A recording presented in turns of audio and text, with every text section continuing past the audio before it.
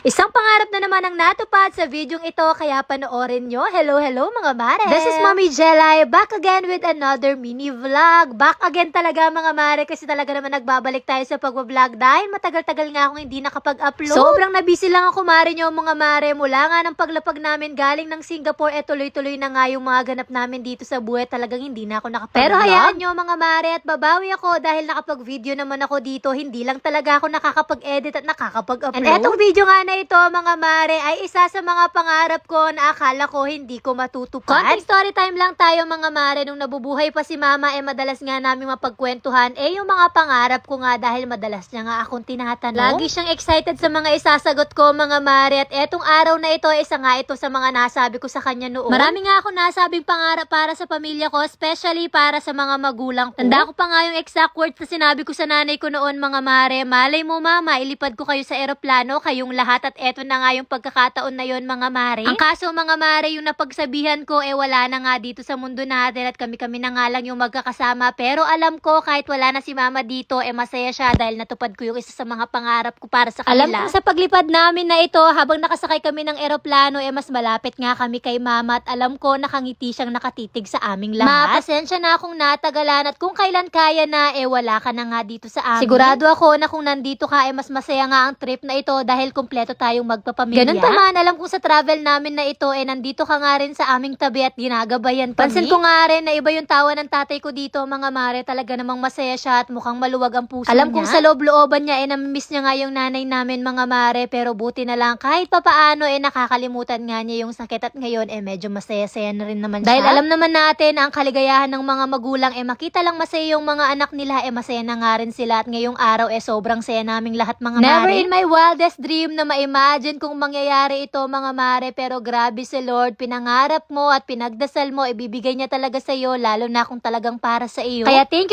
you Lord talaga sa pagkakataong maiparanas ko ito sa pamilya ko. Anyway, napakarami ko nang sinabi mga mare, nakalapag na kami ng eroplano, pero hindi ko pa rin nasasabi sa inyo kung saan nga kami ngayon. Ito na nga mga mare, nandito nga pala kami sa Boracay ngayon, at 4 days and 3 nights nga kami magsistay dito, kaming lahat na magpapamilya. Kasama nga rin pala namin yung isang pinsan ni Daddy, si Jerome. Nang makapag-check-in na nga kami sa hotel mga mare, grabe na yung gutom at pagod namin, kaya naman naganap na kami agad-agad ng makakainan, at eto nga ang inasalang nakita ng mga kawatan. Grabe nga yung naging biyahe namin, lalo na first time pa nga lang lumipad ng eroplano, at ang dami pang bangkang sinakyan, kaya naman talagang nahilo, napagod at nagutom nga yung mga kasama namin. Kaya naman pagkatapos namin kumain mga mare, talagang hindi na rin napigilan ng lahat na makatulog. Pero etong si Aizen, ayan, naglalaro pa sa cellphone ng daddy niya at nakalkal niya. Pagkatapos nga makatulog at makapagpahinga ng lahat, nagkayaan na nga kaming maglibot-libot dito lang sa harapan ng aming hotel. Ang hotel nga pala namin is yung La Carmela de Boracay na beachfront. At dahil gabi na't madilim na mga mare, hindi na nga kami naglayo-layo, at dito na lang mismo sa harap ng hotel namin kami nagbabad ng tubig. Hindi naman first time ni Aizen sa beach mga mare, pero nung makatapak siya sa tubig at buhangin ng Boracay mga mare, naku, tuwang-tuwa, parang first time napabili pa nga kami ng panghukay niya mga mare, at eto nga yung napili niya. Talaga namang nilaro niya nga ito ng ilang oras dito sa beach. Kahit nga madilim-dilim na dyan, hindi pa rin kami nagpatinag, talaga naman nagpa-video pa rin kami kahit hindi na masyadong kita yung mga mukha namin. Balik kami muna yung lumabas mga mare, at yung ibang mga kasama namin talagang pagod pa, at hindi na nga kinayanan na maglibot-libot ngayong gabi. Ako naman gusto kong ma-enjoy ni Aizen yung beach, kaya naman pinilit ko pa rin kahit pagod at talagang inaantok na ako, pinilit ko pa rin talaga na mapaglaro si Aizen dito sa beach. Grabe, sobrang enjoy naman talaga ni Aizen dito mga mare, talaga namang sige hukay siya dyan. After namin sa beach, nag-base lang din kami, at naghanap na nga kami ng makakainan na malapit lang dito sa hotel, at eto nga yung mga nakita namin. Bali, sobrang lapit lang kasi nito sa hotel namin mga mare, and nayama nga si Daddy sa nakita nga niyang pares, kaya naman dito kami kumain, and kami nag-order naman ng iba't ibang klaseng mga silog-silog meals. Ayun lang naman para sa unang araw namin dito sa Boracay mga mare, at abangan nyo pa nga yung mga susunod naming mga vlogs. Yun lang, bye!